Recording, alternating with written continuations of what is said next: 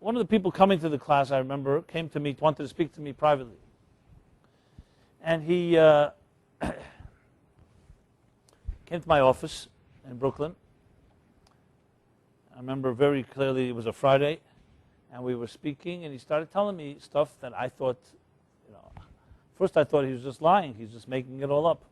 He said to me, then this line he threw out that I remember that like really got my attention. He said to me, I know this may sound strange to you, and I hope you don't judge me, but I learned love from a dog.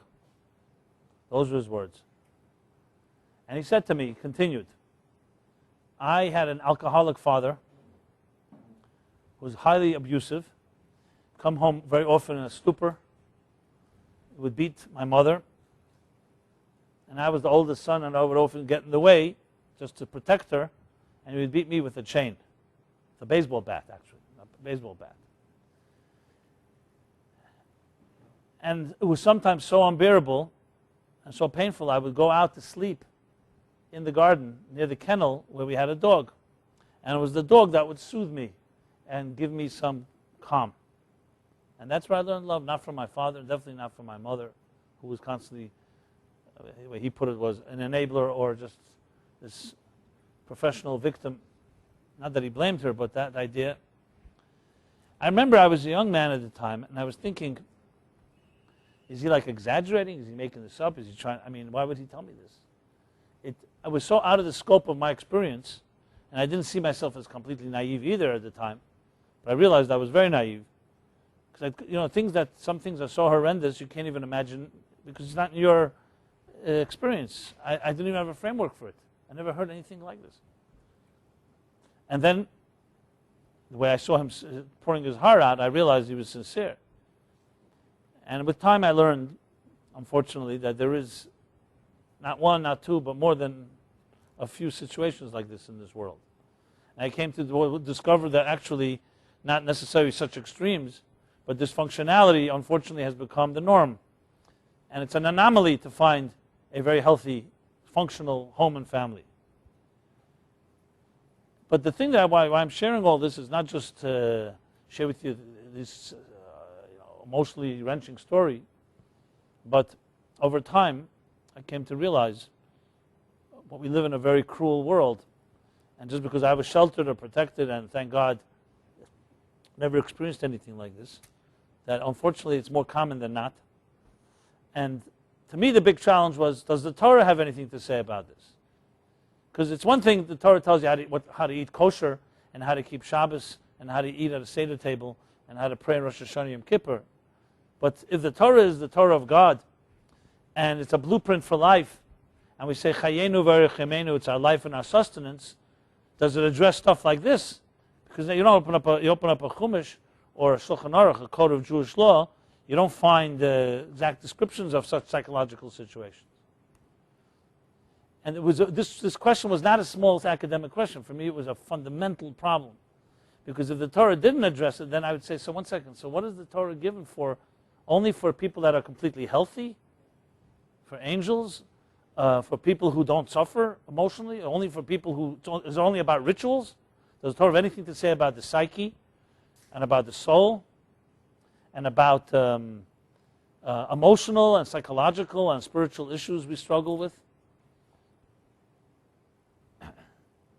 Now, at that point, I already had answered the question, because I myself discovered that when you learn the Torah in its full context, it's not just biblical studies or history or even some inspiration, but it's profoundly psychological and emotional and spiritual. And actually, that's the essence of the Torah. The rest of it, the Torah speaks B'loshen B'nei Adam. It speaks in the language of man, and it speaks in metaphor. And the history part of it is a very small element of it all. It's not about to tell us the history of Abraham. It's to tell us about Abraham today in our souls, in our lives, and about Isaac and about Jacob. And these people are living on, both in spirit and through us. And when you study Hasidic teachings and Kabbalistic teachings, you learn about the spirituality of Judaism. And you realize, like the Zohar says, that the Judaism has a body and has a soul. The body is the mechanics. What I mentioned before, how do you keep kosher, how do you keep Shabbos, how do you do this, how do you do that, do this, don't do that. But the soul is what is really not taught in most yeshivas and in most religious environments. And some of the great sages say, the Shalah writes this, the Rameh Mepano, just to quote and cite some sources, they write that the truth is the Torah midaberes, people think Torah is midaberes betachtenim and meramezes belyenim, which means that the Torah speaks about things down here and alludes to things up there, but in truth, they write it's medaberes belyenim umeramezes betachtenim. You're really talking about things up there. It's really a spiritual story. You could say a psychological story about archetypes and about understanding the inner personality that God created us. Remember, He didn't just create bodies. God also created our psyches and our souls. So you say a human being is created in the divine image, which is a biblical statement. What does that mean exactly? What does the divine image look like? That we have souls and we have a personality that has divine elements in it. We can understand God. From my flesh, I behold God. From our flesh, we can understand and appreciate God. And as such, when you look into that soul part, that's where you can address even the most horrendous and definitely lesser psychological dilemmas. And then it was Rosh Hashanah time, a few years ago, and this really became the birth of why I wrote the book 60 Days, Rosh Hashanah Yom Kippur time, where I led a Yom Kippur service in Santa Monica, California. And it was primarily for very secular people. So I had to really make it hands-on, not take anything for granted, really address things in a very personal way. And there was a woman who was that participated, and she later called me, told me she was never at a Rosh Hashanah Yom Kippur service, and it was very moving for her. She's coming to New York next year. She wants to know if there's a synagogue I recommend. So I recommended a synagogue. And later she told me that it was a fine experience, but it was not as profound that she would like it to be. So she said the next year she considers herself somewhat Jewish, but Zen Buddhist was her so-called philosophy that spoke to her, spirituality. So she asked me and this was not malicious, nonchalantly, she said, maybe I'll spend time at home, Yom Kippur. I'm going to read some of my Buddhist books, meditations. And again, she didn't even mean to say anything that would be, she didn't try to be offensive or anything. It so bothered me that she said that, not so much for religious purposes, but really for competitive purposes, to put it bluntly. What I meant by that was, I realized, kinus suf from Tarba Chachma, they say. I realized, if I cannot convey the richness of Yom Kippur to a Jewish woman who's a seeker, we're not talking about someone who's not a seeker, and she could find more relevance in Zen Buddhist meditations than in Judaism, that's a real failure on our part. In business, they say the customer is always right. Just to blame it and say that young people don't respond because they don't want to commit to mitzvahs or something is really very arrogant. Perhaps what we're telling them is not speaking to their hearts and souls. And we have the rule, Dvarim hayetzim min halev, nechnasim el halev, words that come from the heart enter the heart. So I took it upon myself as a personal challenge. And I said to her, what happens if I teach you some of the Yom Kippur prayers in a relevant way? She said, by all means. So I wrote up some stuff that I sent her, which became the spine and the backbone of 60 Days. I think I wrote about it in the introduction. And it was definitely driven by her challenge, so to speak. She didn't challenge me, but by what she said. And when I did it, it did more for me than I think for her. Because I realized that the prayers of Rosh Hashanah Yom Kippur, as someone who grew up with it and reads it fluently, and Machzor is like a big, thick book, I realized that, I know how to read it mechanically, like many people. It's called lip service. I really read all the meanings of it all. There's barely time. I mean, how long would it take, lahavdil, to read a book just of that size if you read it with trying to understand the words? It would take you probably a week. I mean, some people read fast. And here, mind you, it's cryptic, it's poetic. Every word carries who knows how many meanings. And I'm saying it not because I hope you understand that most people just simply cannot read it from beginning to end and understand every word they're saying. So the justification is that God understands. Your soul understands. So as you say it's like you say holy words from the sages before us, from the Torah, from the Bible, from Tanakh, and so on. I'm not dismissing it, but it says in Shulchan Aruch as well that on Yom Kippur it's better to say one prayer with a lot of kavanah than just to say it all. This is not a condoning or justification to do that, but it's about appreciating that it's not just about lip service. And as I did it, I came to realize that the themes of Rosh Hashanah Yom Kippur are profoundly psychological and emotional and spiritual, more than I ever knew. And I thanked her for this because, in a strange way, she said something that challenged me, that caused me to go dig deeper. And what did I discover? And that's why I'm sharing it all here. I discovered this thing called, in Hebrew, we call it Malchus. So Rosh Hashanah, we talk about Malchus the whole time, about God being a melech, God's a king, and you say it 1,000 different ways. We're crowning the king. Shofar, you crown the king, Malchus here, Malchus there. The truth is, the word melech for most of us is a very foreign word. We haven't seen a king. The last time anything we know about a king or queen is Queen Elizabeth from England, which isn't necessarily the meaning of kingship or majesty that the Torah is discussing. So for us, it's a thing from the books, from fairy tales. But we use the word all the time, God the king, and we coronate him as king, and the king, does he accept us, does he not accept us as king here? We change prayers just to say that.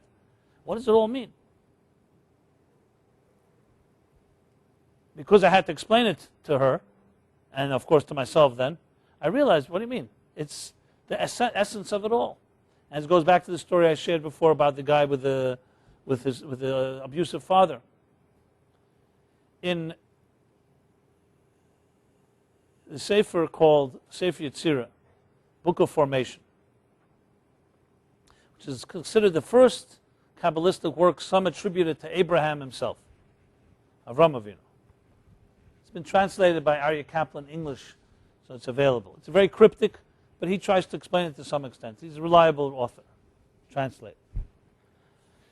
So that's the first time reference is made to what is known, by some of you professional Kabbalists, as the 10 spheres. It's called the Esser Sfirot. Esser spheres, which refer to 10 building blocks and 10 fundamental, you could say, spiritual DNA of the human psyche and of the divine psyche. 10 spheres. And it's actually alluded to in verses. It's not just a Kabbalistic text. We say it in our prayers. We say, L'cha Hashem Agdula Agvura V'Atiferes, that God manifests in different ways, sometimes as great. It's called Chesed, love. Sometimes as Gvura, discipline, judge. Sometimes Tiferes, beauty or compassion. And God has different names. And we use these names constantly in our prayers, in our blessings. Just a blessing everybody makes on food. Baruch atah Hashem Elokeinu. Hashem Elokeinu are two different names of God. If you don't know that, it sounds redundant. In English, God our Lord, Lord our God. What does that mean? In Hebrew, Hashem refers to the God as he manifests in compassion. And Elokim, Elokeinu, refers to God as he manifests in nature, in the material world. Concealed. And when we make a blessing, Baruch atah Hashem Elokeinu, we're saying that the transcendent God is one with the God that's within nature. And the beginning of the 10 Commandments, Anoichi Hashem Elokecha. I'm just showing you how prevalent it is and how it's so overlooked. Anoichi Hashem Elokecha. I, God your God. Again, what does it mean? Three redundant terms. God is saying, I took you out of Egypt. I, God, took you out of Egypt. What's I, God, your Lord, your I, Lord, your God, took you out of Egypt? These refer to different manifestations of the divine. But I'm not going to go into that in detail right now. But talking about the spheres, so many of you are familiar with it through my book on the Omer, that the 7 times 7, 49 days between Passover and Shavuos, we count the Omer. In many prayer books, we refer to refining a particular character, personality feature in each of us, love, discipline, and so on. And the final of all the 10 is called Malchus. That's what it's called, Malchus. L'cha Hashem hamlucha v'hamemshala. Malchus. What is Malchus in simple English? Malchus is dignity, majesty. It means literally kingship, but it refers to the dignity within each of us. And this leads me to what I wrote in the email, and this is the background behind it all. What I discovered in my own unofficial research, that Malchus is the biggest emphasis in the Torah, in Judaism, especially on Rosh Hashanah and Yom Kippur. We talk about the building of Malchus. And it is the single most important ingredient in the human psyche, in the human being, in our lives. More than love, and more than wisdom, and more than intelligence, obviously more than power and money. Dignity. To feel that you are a dignified human being, that you're worthy, and you're indispensable. Obviously, everything is always appreciated by the contrast. Think of a life where you do not feel any self-esteem, self-confidence, or any type of value. The extreme of it is when you loathe yourself. And people do loathe themselves. So dignity, the essence of feeling that you have something to contribute, is the single most important ingredient, is the assumption or the thesis that I'm presenting here tonight.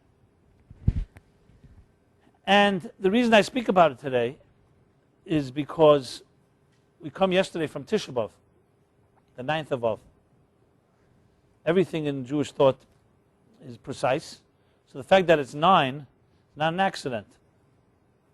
9, the 9th day. Today is the 10th of Av. So you'll find in Jewish thought that number 10 is always the round number, the complete number. The 10 utterances of God. Asar Maimaris Nivra Elam. God created the world with 10 different expressions. You have the 10 commandments, of course. You have the Esr Hilulim, the 10 expressions of praise. Of course, you have the 10 plagues as well, which is like the antithesis of the 10 commandments. I discussed that once here at length. And you have the 10 spheres where it all originates from. So the Ramak, Rav Moshe Cordovero, in his book, The Pardes, elaborates on this. That 10 is the perfect number, cycle of 10. And therefore the structure of the universe, the structure of, on all levels, breaks into 10. And here's the quote from the book of the Sefer Yetzirah that I wanted to quote before.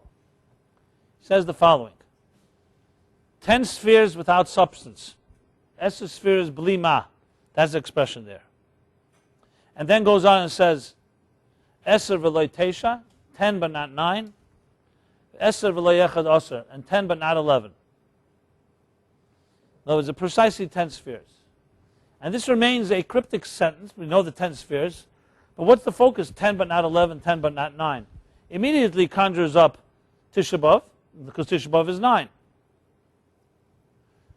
And then I thought about it as well, interestingly, right after 9/11, 9/11, but not 10.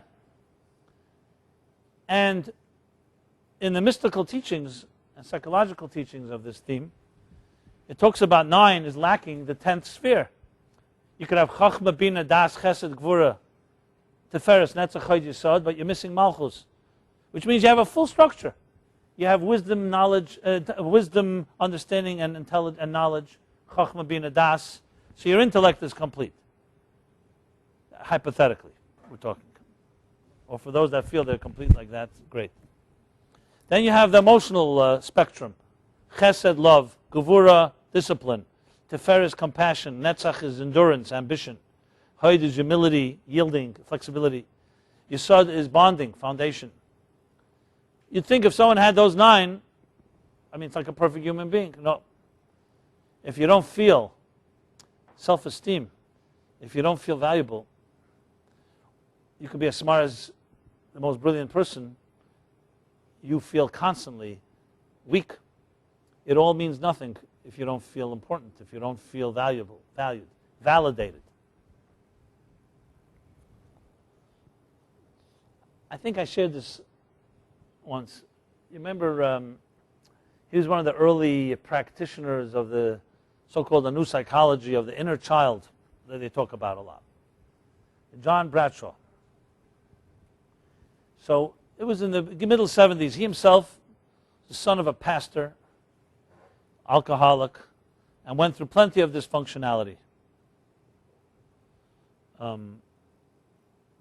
remember seeing this video, which someone gave me, and I was just watching it, not even intentionally, but it blew me away. It's a video of him speaking to a room like this, maybe a group of 30, 40 people. And suddenly he had, everybody was quiet, and he had a CD started playing. But it wasn't music. It was a sound which immediately you recognized we didn't know where. The sound of a heartbeat. Imagine an amplified heartbeat, very loud. So it was pumping, pum, pum, pum, pum, like that. Pum, pum. And the whole room was resonating with his heartbeat. And he let it go for like a minute or two. And you realize for a moment, you realize after a while that it's very soothing, a heartbeat.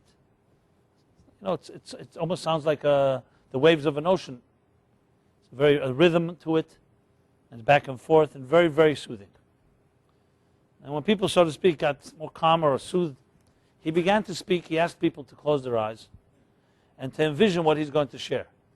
I can't do it as good as he did it. I guess he did it from his heart, like it was really from a raw place. And he began to speak. He said the following. He said, this is your mother's heartbeat. And you are in her womb hearing this 24/7. Because that's what you hear. A child in his mother's womb hears the mother's heartbeat. Above all. It's close to the heart. And you can imagine in there it probably resonates and it's very... This is what you hear for 9 months. Month after month after month. And he says, and now comes the end of the months, and you've been hearing this sound for all these months. Remember, all your needs have been provided for. No anxieties, no therapy, no sitting in rooms like this and listening to heartbeats, because you have the real thing. And now you're about to emerge, and here's your mother speaking to you. And she tells you that, you know, I've been waiting for you my entire life.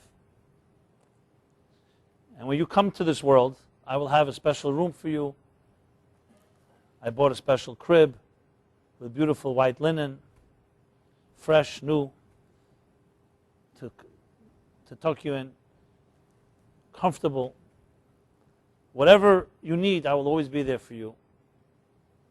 And should anyone ever bother you or should you ever be challenged, remember, I'm always there. And he went on like this for maybe 5 minutes.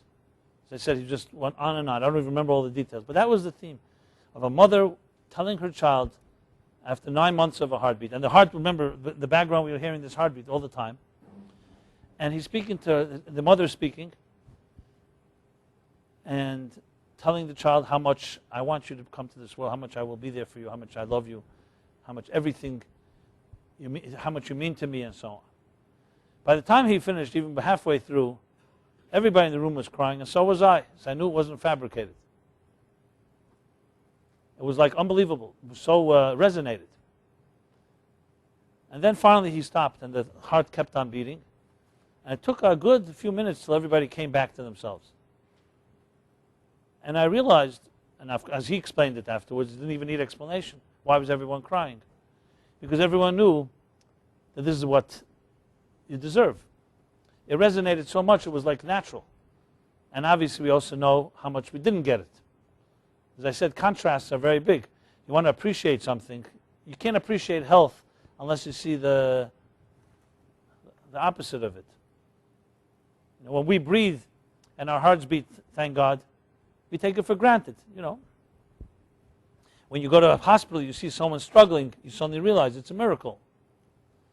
Anyway, that's a very deep impact on me, and I realized, and I use my own language now, Malchus, that's what a mother conveys to her child, a healthy mother, that you're a king, you're a queen, and you're God's gift. You're not mine, you're God's, and I will protect you because you are so special. Every one of us, when we hear that, knows it's true because it resonates. Not because we have egos or we need to hear we're good people, because it's something about it that resonates. Just like there's something about a heartbeat that resonates. But then we come into a world where, unfortunately, many of our mothers not exactly like that. And even if a mother lives up to the standard, we're going to deal with a lot of challenges in life that are going to undermine your Malchus all the time. So think in those terms, then Tisha B'Av, as Rosh Hashanah is the building of Malchus and Yom Kippur, Tisha B'Av is the destruction of Malchus. And that's why it's essentially such a tragic day. Yes, technically the temple was destroyed. The Talmud says 5 other terrible things happened. 5 things happened on this day. 2 temples were destroyed. The other things the Mishnah mentions. But there's a reason they all happen on this day. It's not some random thing. It's because there's an energy in this day that reflects the lack of Malchus. There's 9 but not 10. And when you don't have the 10th elusive dignity, all of it is rendered basically meaningless. And that's what Hashem, God, said to the people. He said, you have a beautiful temple. It's more beautiful than the previous temple. The second temple was greater than the first in years and in beauty. It stood 420 years. The first temple, 410. And you bring offerings every day. And you light the menorah. Now in the second temple, the ark already wasn't there, but the first temple had a holy ark as well. But it was a sacred place, a holy of holies. It was God's presence on earth. Jacob, the patriarch, said it. He said, Zeh Sha'ar Shamayim, is the gate to heaven. The holy mountain, Temple Mount. Until this day, as the Rambam writes, Kedusha le'zazim imkema, holiness is eternal, is perpetual. The ground itself is saturated with sanctity there. Even today, a destroyed temple, you're not supposed to walk on that sacred ground. There are people who even wonder whether you're allowed to put a note into the wall, because maybe you're, so to speak, entering into sacred ground. I'm not suggesting you shouldn't, I'm just saying to that extent. And it's almost 2,000 years, as Rabbi Akiva and his colleagues saw fox running around on the Temple Mount. 2,000 years that it's been desecrated, destroyed. And we still mourn for it. What are we mourning for exactly? A building? A structure? You could build other structures. We're mourning for the divine presence on earth. And the divine presence on earth, in the words of the Torah, is that Tselem Elokim, the divine presence in you and me. In the Torah it says, V'asuli migdash v'shachanti b'seicham. First place, God says, build for me a temple, a sanctuary, and I will rest. What's the end of the sentence? Not in it, in you. It should have said, V'shachanti b'seichai, I will rest in it. I build a sanctuary. That's the sentence, and I will rest in the sanctuary. In English, or in Hebrew for that matter, the same thing. I mean, where's the them? We're not talking about a them, we're talking about a building. Because that's not the case. It's not about God's interested in resting in the bricks and mortar. Interested in resting in the soul and hearts of human beings. The building is a model for that. The building is a conduit, a channel. The Ramah, the great Ramah, the codifier, has an entire book called Torah Sa'ela. Entire book, which dedicates the entire book, is to explain how the temple is a mirror image, as a microcosm of the human being and of all the cosmos. And every part of the temple is a model of us. There are 3 sections in the temple. There's like we have 3 sections: the mind, the chest, the heart, the torso, and the legs. So you have the Aron Kodesh Kodashim is like the mind, the central nervous system. You have the heart, and the 2 arms are the 3 vessels in the Kodesh, in the holy. So you have the menorah on the right. You have the shulchan on the left, and you have it's opposite, menorah on the left and the shulchan on the right, and you have the mizbeach, the inner mizbeach, the incense mizbeach, altar, the incense altar in the middle. So you have the structure, and he goes on to all the details. So it was not about a building, it was about people and God, a relationship, and the building was part of it. That's why it was the donations of gold, silver, and copper of the people that becomes the place where the divine manifests. So the divine manifests, we say we are created in the divine image. What does that mean? So here's what it means. You read a little later, after Adam ate from the tree of knowledge, he hides, he conceals himself. And God comes, as the Torah says, comes into the garden, and he asks Adam, Ayeka, where are you? So the question is asked, what do you mean, where is he? God didn't know where he was? I mean, anyone could look around, may have been a large garden, but God could not figure out where Adam was, and it's also God. God knows where he is. So the different commentaries, this question was asked, also posed by a minister from the Tsar, Nicholas, around 200 years ago, a little more than 200 years ago. So there was a man called Rab Shneur Zalman of Liadi, called the Baal Tanya. And he was imprisoned for a period of time. They informed on him. It's a whole story. But then he was miraculously released, and it became a holiday, a Hasidic holiday, Yutas Kislev, the 19th of Kislev. But in his time when he was in prison, the ministers knew that they had a good catch, and they would come to talk to him. Philosophy, thoughts, ideas, theology. And interrogated him. So one of the questions one of the ministers asked him, posed to him, was, why did God ask Adam, Ayeko, where are you? So the Alter Rebbe, the Baal Tanya, answered what Rashi says, the basic answer that you're given. So the minister says to the Rebbe, he says to him, Rebbe, I know that answer. I know what Rashi says. I want to know what you say. So the Alter Rebbe was a formidable person. He stood up, and he looked the minister in the eyes, and he said to him, this is a question that God asks every human being from the beginning of time to the end of time. Adam is the name, the central name of all human beings, is the collective name. And his question God asks is, you're 72 years old. This guy was 72 years old. I don't recognize you. What have you done with your life? I don't recognize the divine image in which you were created. What, you've wandered away and betrayed your destiny. Now this minister was not a small guy. He fainted on the spot when he heard this. Because the Alter Rebbe said it with such intensity, looking into his eyes, and he realized. So Ayeka, God says to Adam, was not about where are you physically. He saw where he is. You know, sometimes you sit near somebody at a table, and they space out, and you ask them, where are you? Of course, you know you see them. What you're asking is, where is your spirit? Where is your mood? Where is your mind and heart? I don't feel like you're with me, so to speak. So physically, you're sitting there, but your whole attention is not there. Your mind, your heart, as I said, your feelings. What happened was, it says in the Talmud that wild animals, predators, will never attack a human being. Because a human being is created in the divine image, and the animals recognize the divine image, and they will not touch a human being. So of course the question is asked, why do we find that animals attack human beings? And the answer is an obvious one, because they don't recognize the divine image. Because a human being can behave in a way that the divine image is concealed. Daniel in the lion's den behaved like it shined on his face. Chachmas Adam Te'er Panav, you see on his face the glow, and the lions didn't touch him. What Adam was being told by God is, you've wandered away from your destiny, from your calling. You've betrayed yourself. That's what I don't recognize. Where are you? Where have you gone?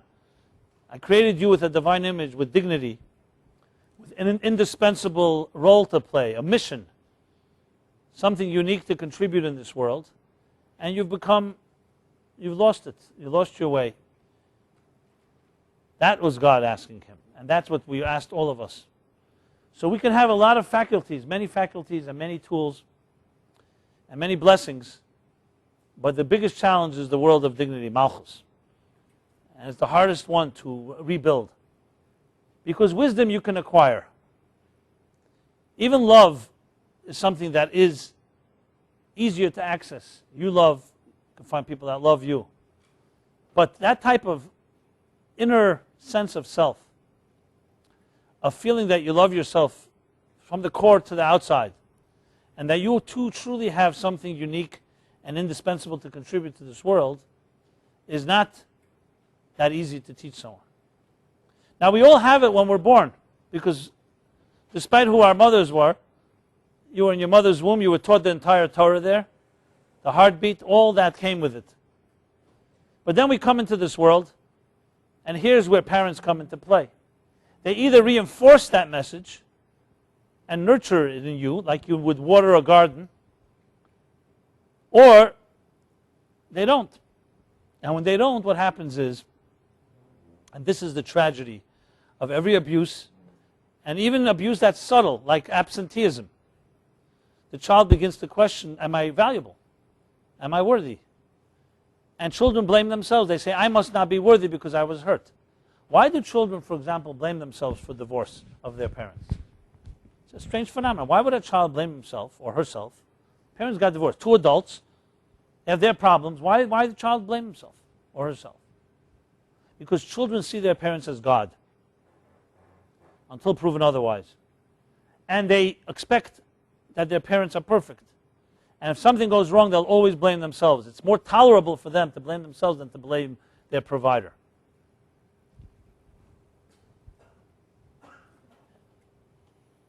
When it's not even true, obviously.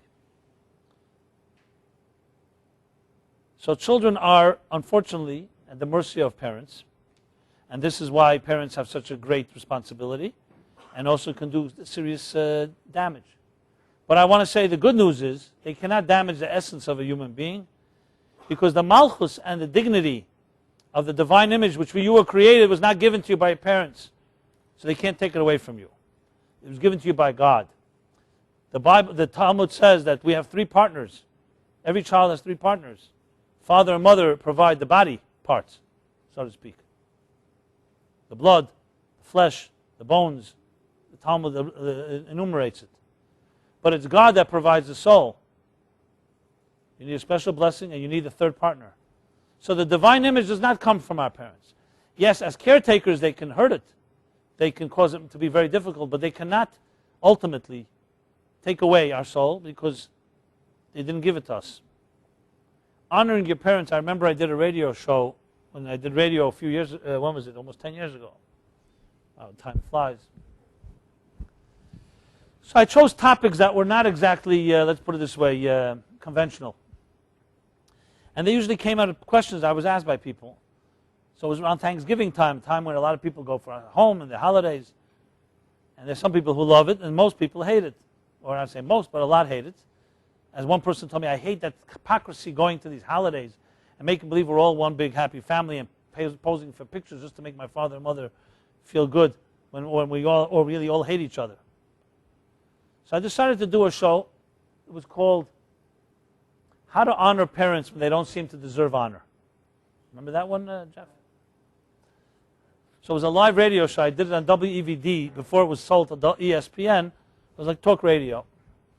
It was once Yiddish radio, but this became more talk radio. And that was the show. It was live with calls. It was a very, let's call it this way. In Yiddish they say Lebedik show. Very lively exchange. The phones did not stop ringing, I can tell you that.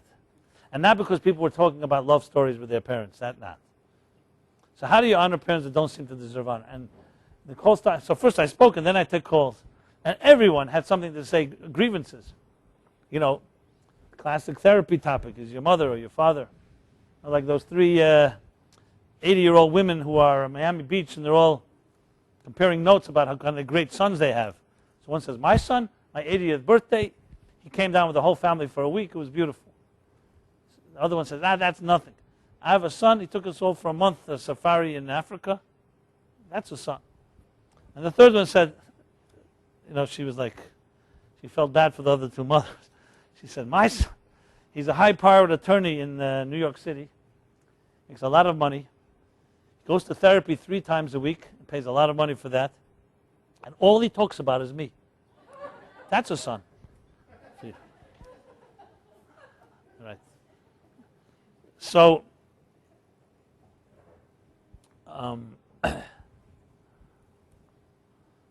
so there's no question, as I go back to radio, everyone was calling in about all these negative experiences. My parents did this, my parents did that. I finally got so desperate. I said, is there anyone out there that has something nice to say about a parent or 2? Finally, someone called, but it was and she called complaining about her children. So That was the refreshing difference. So I concluded one or two things. Either, this is a scientific conclusion, either there's nobody that likes their parents in this world, or people who listen to my radio show don't like their parents. Or people who like their parents don't make phone calls. You could also say that. Or they don't call in. And what are they going to say? I like my mother, I like my father. It sounds too straight, you know. So the point I made there, without going into all the details of the show, was this. The Torah does say, honor your parents. But as I said, I learned from my hard-earned experience that not all parents seem to deserve honor. Some of them are extremely, extremely abusive, malicious, and intentionally so. So how could the Torah make a blanket statement? It's one of the 10 Commandments, mind you. It's not a small little detail. It's up there with the 10 Commandments.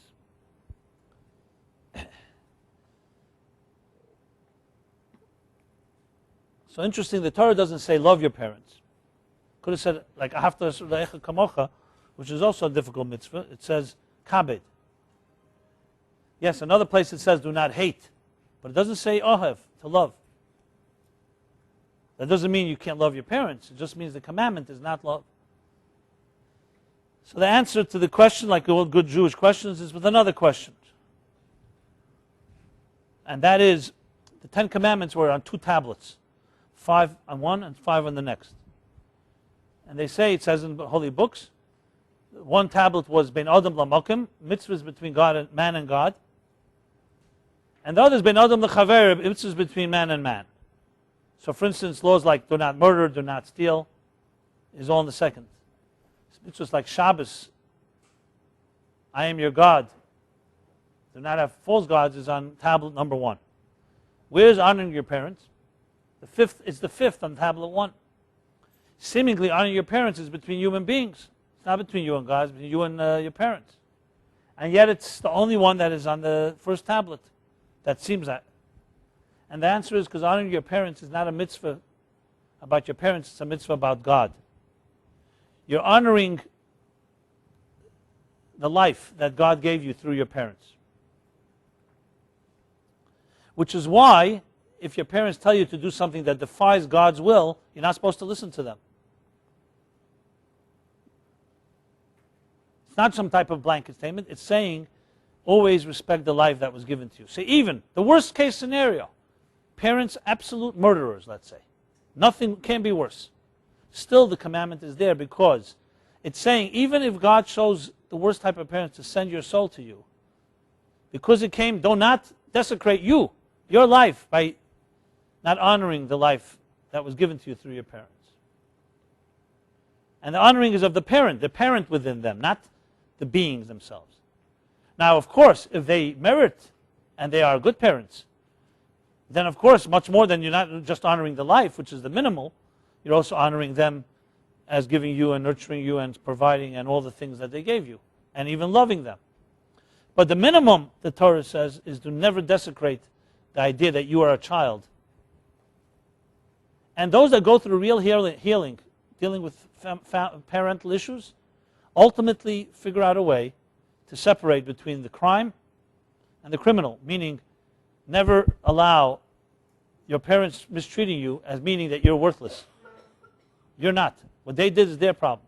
And yes, and there are people who should not be speaking to their parents the rest of their lives. It's not like some rabbis will say, no, you have to always, it's not true. There are people whose parents hurt them in very serious ways, and you have to get out of the line of fire. That's also a mitzvah in the Torah. Obviously, case by case, it has to be determined. So you ask, how do you honor your parents if you're not speaking to them? Yeah, there's a lot of ways to honor them. You could honor them by saying a psalm for them every day and hoping that God protects them and redeems their souls. There's many ways you can honor people without necessarily doing what they want you to do. Because remember, honoring your parents is not about what they want you to do for them, it's what God wants you to do. So Rabbi Akiva honored his mother, who, as she got older and senile, would walk sometimes outside on barefoot, on glass, and he would get down on his hands and knees, this great sage, and make sure she doesn't get hurt. You could say he should have put her away in some type of hospital. She was senile. Let him hire somebody to walk. He has to humiliate himself, because that was honor. Now, in his case, his mother was a special woman. But my point is, it wasn't honoring just her, it was honoring the whole it's honoring God, it's honoring the mother that gave him life. So the point in all of this is that our dignity can be concealed, but it can never be destroyed. So the Holy Temple was destroyed, but not the dignity within it. That's why till this day, as I said, the holiness never disappears from that space. The physical body is not there, the physical structure. And today we rebuild the temple first by rebuilding it within Shechanti B'Seicham, within our hearts and souls. So it begins with building your divine image. The Shalosh says that the mazel of this month, the sign of this month, that's not what the Shalosh says, but the mazel, the sign of this month is Aryeh, Leo, lion. Aryeh. In Hebrew is a lion. So it says in the Talmud. Every month has its sign. Aryeh, the Shalosh writes, is a Rosh Tevis, is an acronym. Elul, Rosh Hashanah, Yom Kippur, Hoshaina Rabbah. So it's interesting. The month of destruction, the month of Tisha B'Av, becomes the acronym for everything that will follow the greatest days of the year. The whole month of Elul, which is a month of compassion and love, Yud Gimel Midas HaRachamim, the 13 divine attributes of compassion, of mercy. Rosh Hashanah, Yom Kippur, Hoshaina Rabbah, which is like this conclusion of the Piska Tova, as they call it, the conclusion of the Day of Judgment. It's when everything is sealed. All born out of the mazel, the sign of this month. Because for Jews there is no such thing as destruction.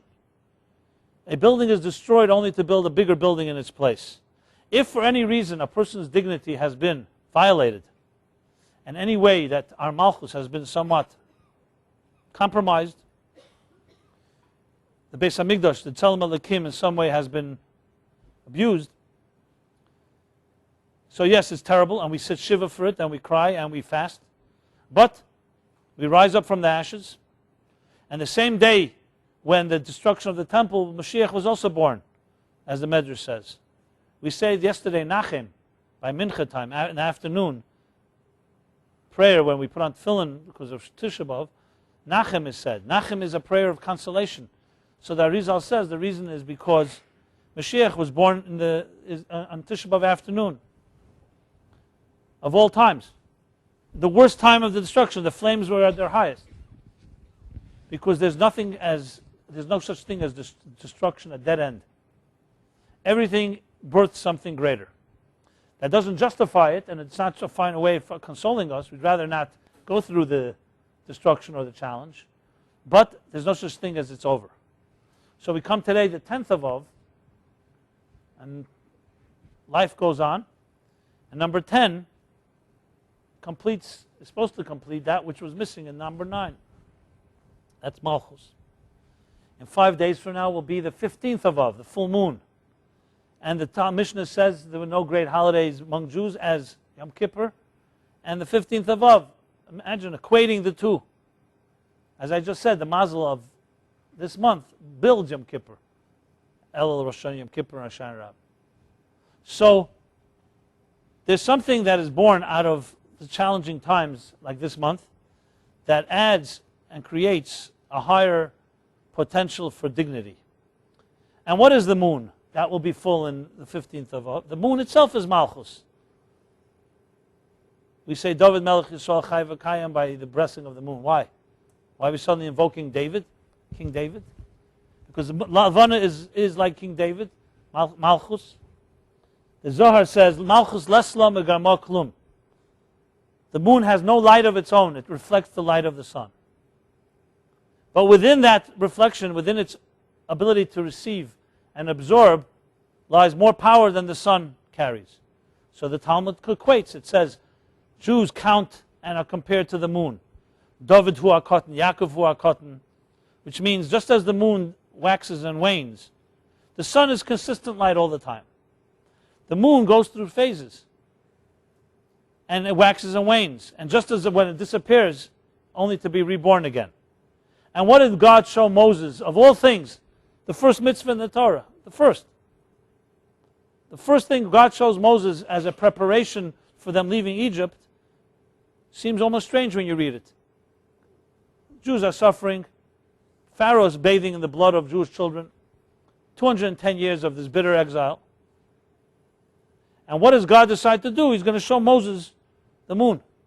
It says smack right in the middle of Egypt, middle of the night, God points to the heavens and says to Moses, "Achedesh hazeh lachem." Here, this hazeh. He points to it. This will be your sign. This will be the new year, the new month, the new moon. Everyone asks the question, what did God point to? A new moon doesn't look like anything. What does it look like? A new moon is invisible. So there are different commentaries. Some say he showed him this is the stage right preceding the new moon.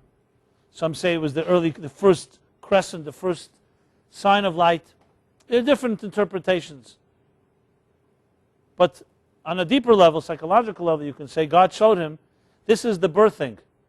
Birthing will be invisible. You will not see it until time passes. So don't think that this whole destruction and all the 210 years is meaningless. As difficult and as dark these times are, I show you now that just as this moon disappeared and is reborn again, so too will you be.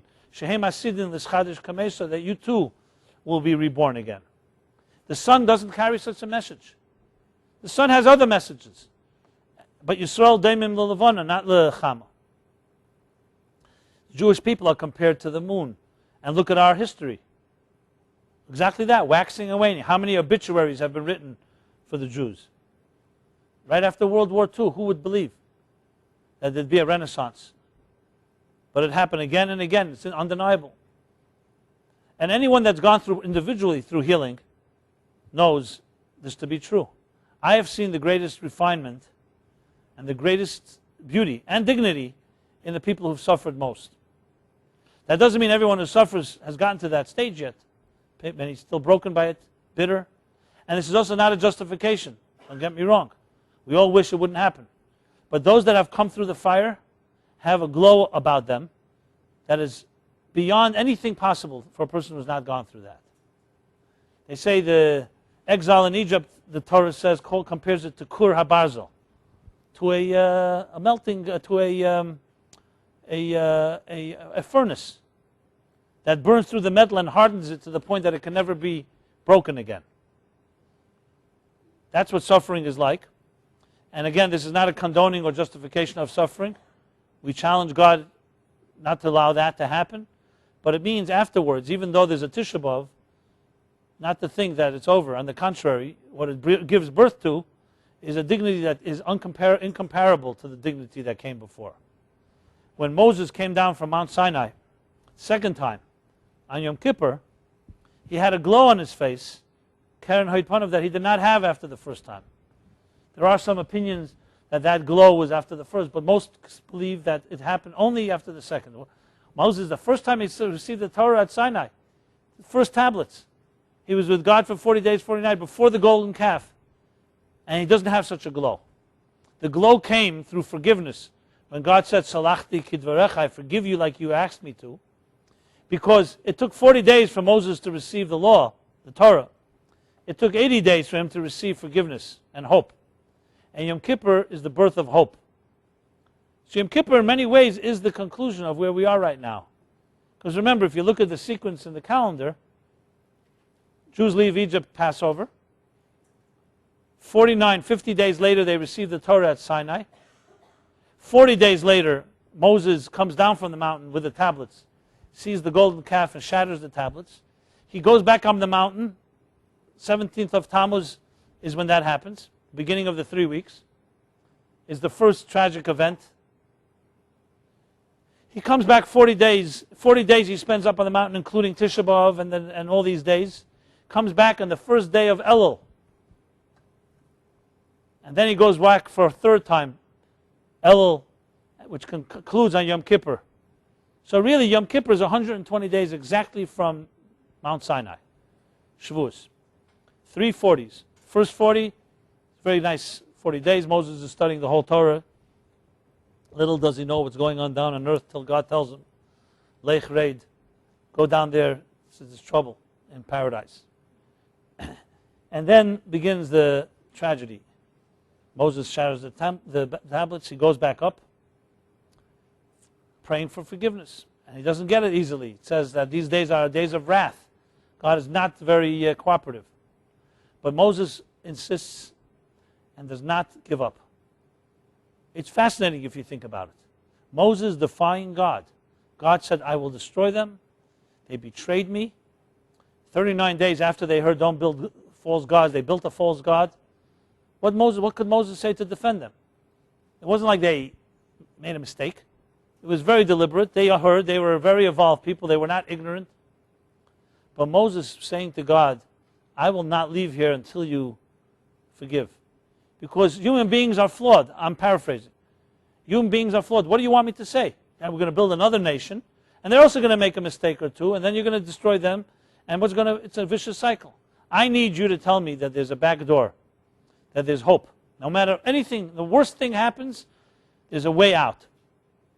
And God said, no, no, no. It took Moses 80 days. We don't know everything that happened there, but some things we know. We read about it in the book of Exodus, Kisisa, the chapter. And you see that Moses has a very powerful exchange with God about many things. I discussed some of it last week. And ultimately, who prevails? Moses. Now you wonder, what would he do after 80 days if God had said no? Well, if you know Moses, he wouldn't give up. Here you have this week's chapter.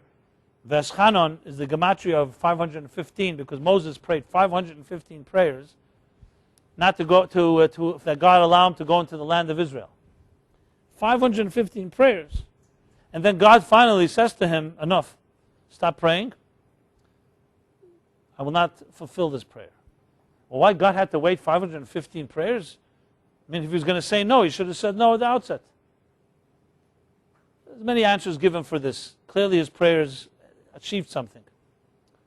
But Moses was not a man to give up. That's the bottom line. And Moses was a man of dignity. Dignity does not give up, even with God. You can tell me anything, but you're not going to tell me there's no hope. Because if there's no hope, there's no life. Because all human beings are going to make mistakes, and some of us, it's hopeless. What can I tell the human being? That once you make a mistake, it's over? Might as well die? It doesn't work that way. And and Moses prevailed. We say it right after Kol Nidre, the opening of the holiest day of the year. Salachti kidvarecha, which is powerful. God is saying, I forgive because as you demanded it, your words I fulfill.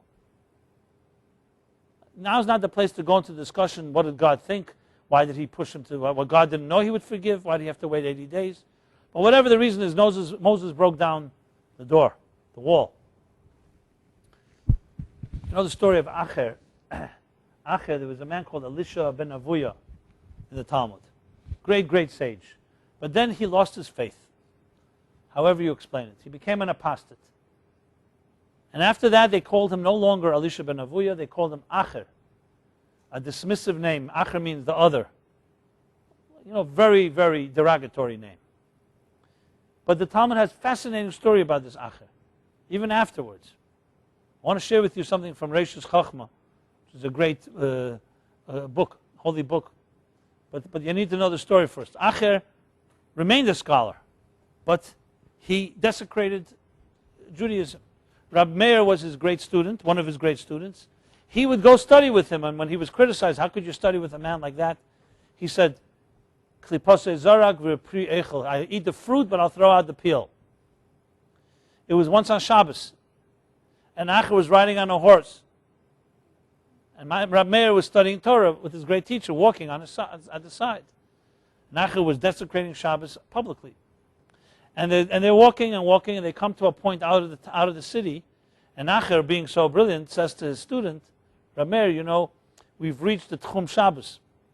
We've reached the border where, according to Torah law, there's a certain place you're not supposed to walk further unless there's an Erev, unless there's a special situation. Acher, the person riding on a horse, is reminding Rab Meir that we've come to a point where you're not supposed to walk further. Quite ironic. So Rab Meir wisely says to Acher, why don't you come back with me? Which he meant, of course, was not just was meant to come back to faith. And Acher said, for me it's too late. Because I heard in heaven was a decree, a baskol, that says, Shuva banim shevim, everybody should repent, should do tshuva, chutz ma'acher, everybody except me. So I realized I will never be accepted. And then the story continues. It's a really powerful story about Acher. I believe my son, when he did the who's who of the Talmud, he covered this in detail. You can see it online. When he dies, Acher finally, his crimes were so intense, it was such desecration, such betrayal, that it says even hell didn't want him. Even Gehenna didn't want him. So his soul hovered over his grave. Until finally Rabbi Yehuda, they prayed for him to be allowed into hell. Can you imagine?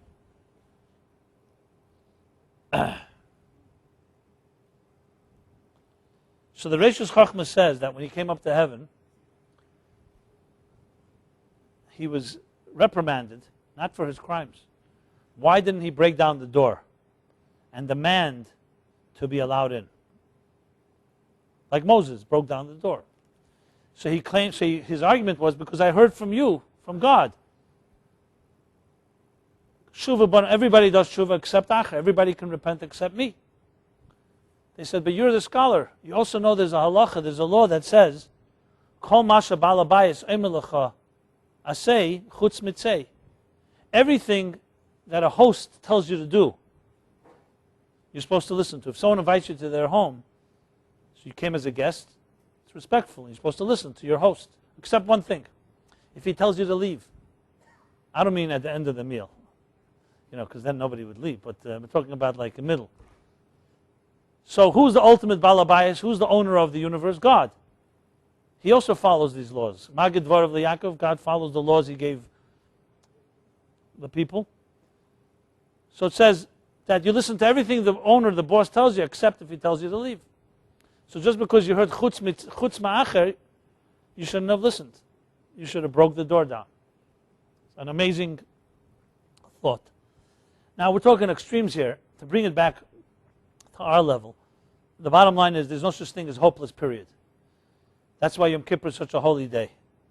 I don't know if you ever thought about it when you're in Yom Kippur services. That's the bottom line. There's no such thing as hopeless, because the dignity, the Malchus of a human being, even if it's completely concealed, like when God asked Adam, where are you? Or like on the 9th of Av, 9 but not 10.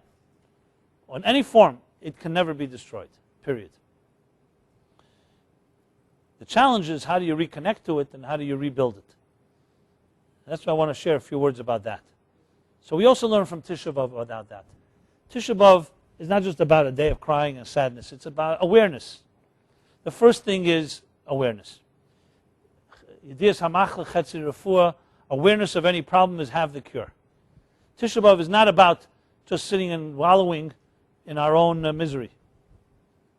What kind of mitzvah is that? It's about awareness. It's about awareness of what's lacking so you can know what to rebuild. The temple's destruction was a tragedy at the time, but it ends up being a blessing, because had the temple remained standing, it would have created the illusion that everything is just fine. And it wasn't fine. They say in healing, silence, breaking the silence, is one of the strongest things in any healing environment, because, not to use harsh words, but I'll use the example, they say the silence is worse than the rape. Silence that follows a crime is always worse than the crime. Not worse necessarily than the crime itself, but the invalidation that a person can't cry out. When a child is told, no, nothing happened to you. Nothing, everything is fine. It's all good. Or, you must be mistaken, that person could never be that way. That's far worse than the crime, because what it does is, it doesn't even let you cry. It doesn't allow you to even validate that you feel bad. And that is a violation of Malchus. The crime itself is a violation, but a violation of your dignity, that you don't have the right to cry, to say this is not right, this is wrong, that's unacceptable. And that is ultimate abuse. So in healing you have breaking the silence. Obviously sometimes it goes to the extreme. Like that story with this Jewish guy. He calls up the priest and says, I want to speak to you, I want to confess. And the priest is so impressed that a Jew is coming to confess to a priest. And he starts telling the priest all his crimes and all his sins. And the priest is like, relishing in you got this new Jew. And then finally he says to the Jew, he says, tell me, what made you see the truth to come to me to confess? He says, don't take it personally, I'm telling everybody. You know? It's sometimes you break the silence and there's no limits, which happens. Because like a kettle that has been sealed for so long, you know, a kettle, the spout, is the release. When a person cries psychologically and emotionally and spiritually, it says, it's a Hasidic saying, that tears bathe the neshama. They bathe the soul. Tears are a release. It's like a kettle that has a lot inside of you, and tears, moisture and moichin, it's like an explosion. Sometimes it's tears of joy, sometimes tears of pain.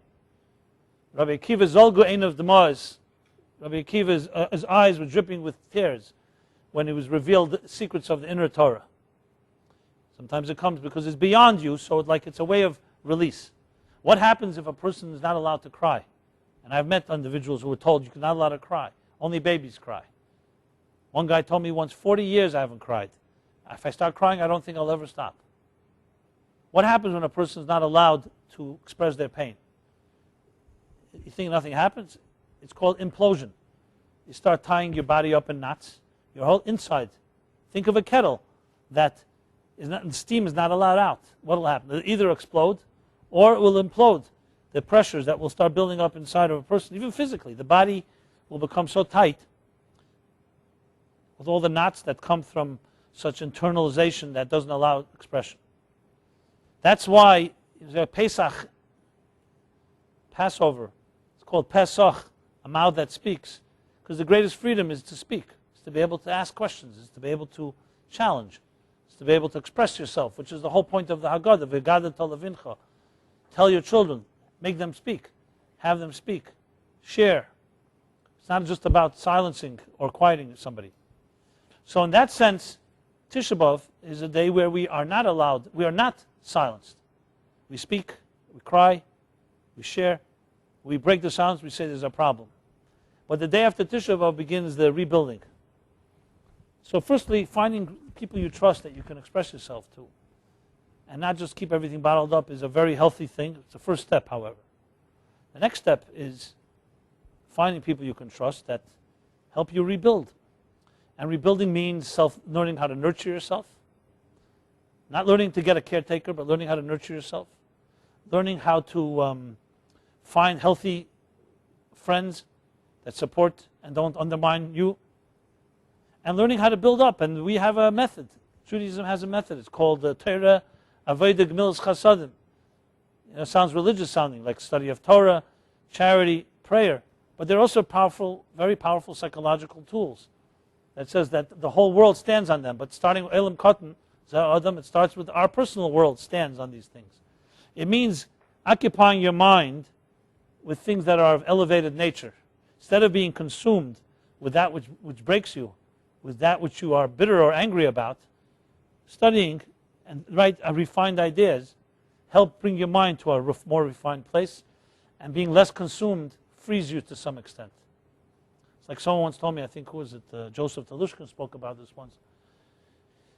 Now when you carry your mind, in your mind, what others have done to you, you're giving rent-free space inside of you to them, basically.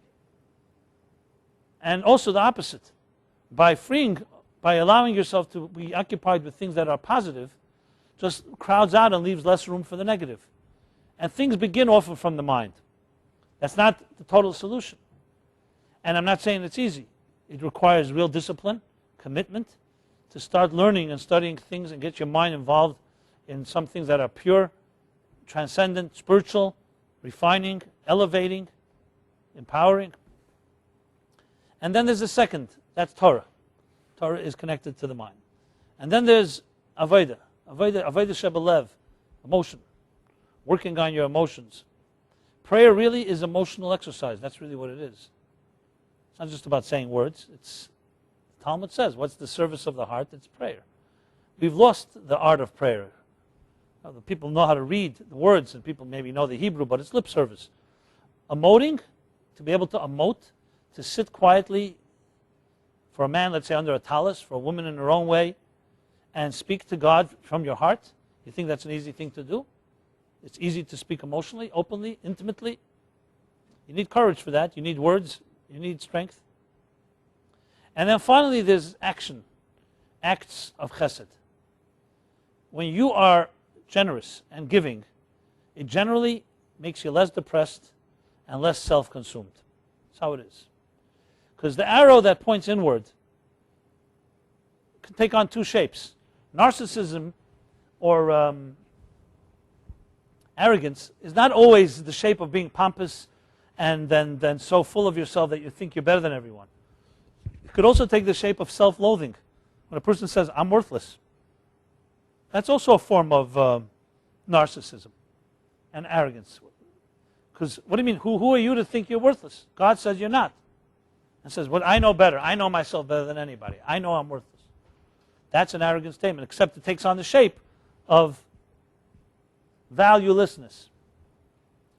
So these three things of consuming your mind, working on your heart, and in actions, being giving, charitable, kind, giving to others, says, HaMispal ba'ad chaverei hu nena tchila. When you pray for someone else, you give to someone else, God responds first to you in your need. I don't know if that's a gimmick or not. I don't think you can do it as a trick. You know, you really feel about compassion to another, opens up channels of compassion to you. That's how it works. I find that many people who are involved in healing themselves, you'll see very often have helped heal others. But it takes time and it takes effort and it takes discipline. So here we are, the 10th of Av, day Isru Chag. Oh, they call Tisha B'Av is a Chag, holiday. I don't know if 10th of Av you can call actually Isru Chag technically, but the idea of the day following a holiday. Mashiach comes, Tisha B'Av will be the greatest holiday. So here we are the day after, and the message of number 10 is very clear. The greatest destruction, betrayal, intrusion, and abuse happens on the level of Malchus, more deeper than any other of the spheres. You know, you can contaminate someone's mind, you can contaminate their heart, but if you undermine their dignity, their self-worth, self-esteem, you take away their tools. But it also tells us that it's not all destroyed. We can rebuild. And we do rebuild. And from Aryeh, from the month of Av, we build Elul. From these days, Moses on the mountain was born and conceived the month of compassion, Elul. That leads into Rosh Hashanah, Yom Kippur, Rosh Hashanah Rabbah. So we see that these days have the power to create a new dimension, a new level of dignity and glow, shine, that we didn't have until now.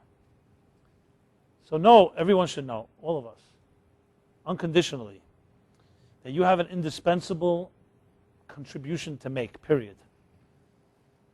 And then think of it this way. How much of your time and energy is invested in discovering your indispensable contribution, and how much of it is invested in fighting demons and anger and fear and all the other forces that others have imposed upon us.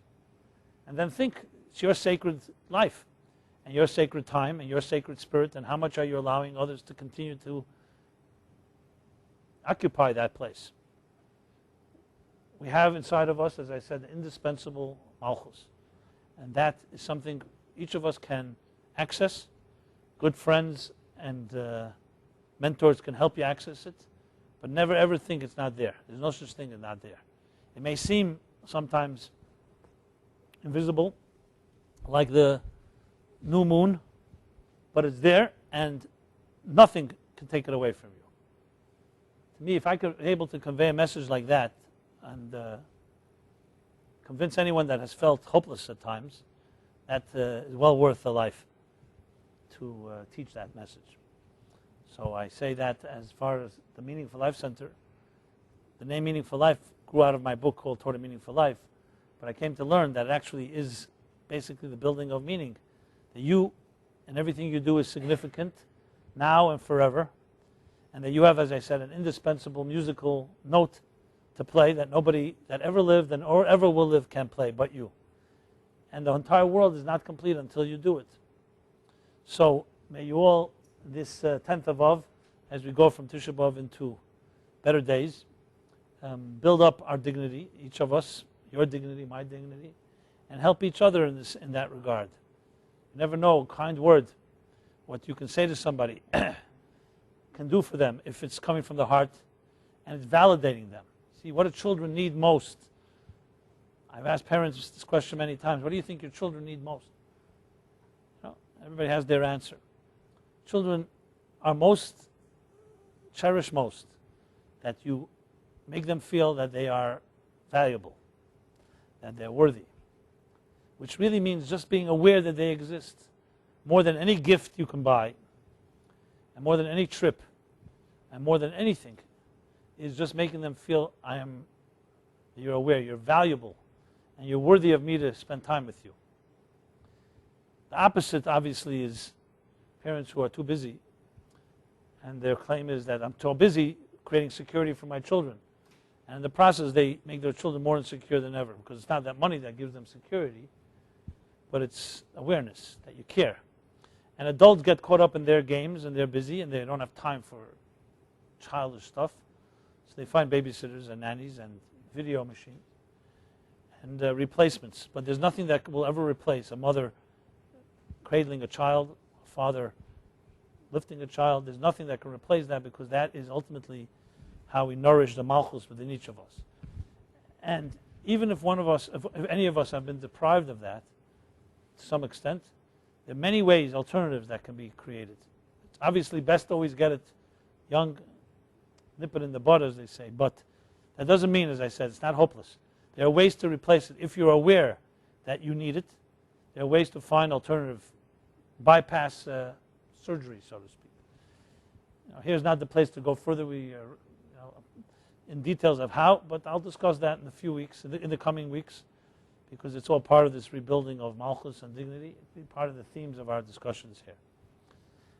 So with that being said, I want to wish everybody a very dignified week, dignified life. It shouldn't just be a week. And we are here in any way to help you build your dignity, and hope you can help us build our dignity as well. And again, the class is dedicated by our good dear Philip, in honor of his wife, Nancy, for Shlema, and for her birthday. And mention this? Yeah, tomorrow night. So tomorrow night is a social evening here with Shimon and Zukernik, a unique type of evening. You're all invited. More details you could ask Velvel or in the front. Philip is giving his class tomorrow, 7 o'clock, and this is when? 8? Okay. So 7 is Philip's class, and 8 o'clock is this event. And so I bid you all a very pleasant evening. It was an honor speaking to dignified souls like yourselves, the divine image. I'm not here to say whether Ayeka, where are you or where you're not. That's up to God. But I think I see you all to some extent. And hopefully you see yourself, not just in the mirror, but your inner divine image. Thank you, and have a good night.